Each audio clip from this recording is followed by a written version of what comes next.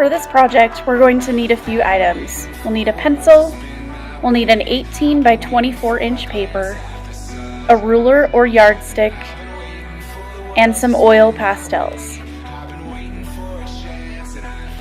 So first, what we need to do on this project is split it into 6 equal sections. So if you want to have perfectly even sections, we're going to have to use our ruler to make some marks and measure it out correctly so that it is nice and even. So this direction on the paper, we need to make a mark at 8 inches. So I'm making a mark at 8 inches and at 16 inches. So each of our boxes are going to be 8 inches wide. So I'll move the ruler up again, put a mark at 8 inches and at 16 inches. And I'll do it a third time. Make a mark at 8 inches and 16 inches. And then I'm going to connect those 3 marks with a line.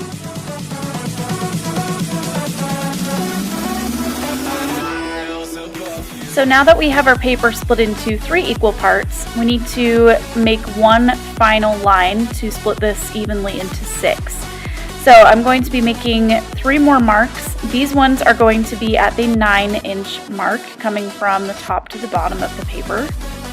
And again, I'm making 3 marks that go across the page, and I will connect those marks using my ruler once again. Once I have it split into 6 equal parts, what I'm going to do now is sketch out what I want my project to look like. So for my project, I'm putting the lettering of Switzerland in the middle. You don't have to do words if you don't want to, but that is totally up to you. If you do decide to do lettering, I'm going to have you draw a really nice, cool font.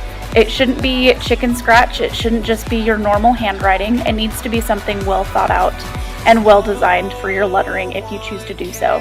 And then just a reminder, in each of the areas of your project, you need to have a different symbol. All 6 of those symbols need to represent your favorite place or the place that you dream to visit. So all 6 of my areas in my project have to do with Switzerland, and they each have a meaning for Switzerland. Now that we have everything drawn out, it's time to test out the oil pastels. So you might want to grab a drawing paper and practice on your own before you add it to your project. So you're just going to color these like you would crayons. They look and feel a lot like crayons. You can layer them on top of each other. So for example, if I want a blue-violet color, I can layer blue and purple on top of each other.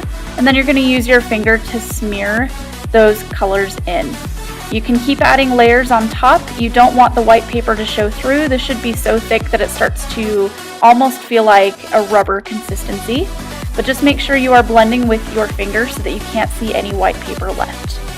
After you have practiced with the oil pastels and you feel confident enough to add it to your final project, you're going to start coloring each of the areas in a different color scheme. So there are 6 color schemes you're going to be covering. So make sure you cover that color scheme. And I'm going to strongly recommend that you start with the darker colors first and then add the lighter colors later, just so that those lighter colors don't become dirty. I'm also going to recommend that you check those lighter colors and make sure that they don't have other colors that are on the crayon itself or the oil pastel itself, because then when you start to color, it might smudge or smear other colors onto it. So we need to have totally clean colors.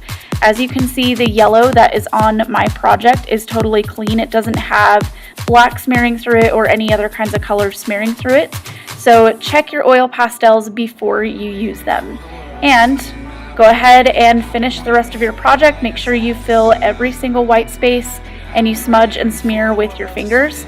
Make sure it becomes thick enough that it feels like a rubber consistency. And again, smear with your fingers, make sure everything is well blended. Be really careful not to blend darker colors into lighter colors or make any of your colors dirty. You want to keep them very separate from each other unless you are on purpose smearing them together to make a new color. So be super, super careful. If you need to wash your hands, then please do so. Another thing I'm going to recommend is do not use paper towels for this part, only your fingers. If you use anything other than your fingers, it's not going to work. The paper towels are going to absorb the oils. So the oils are what help it blend, and if you remove the oils, then it won't blend very well. So make sure you are only using your fingers for this project and nothing else to smudge and smear.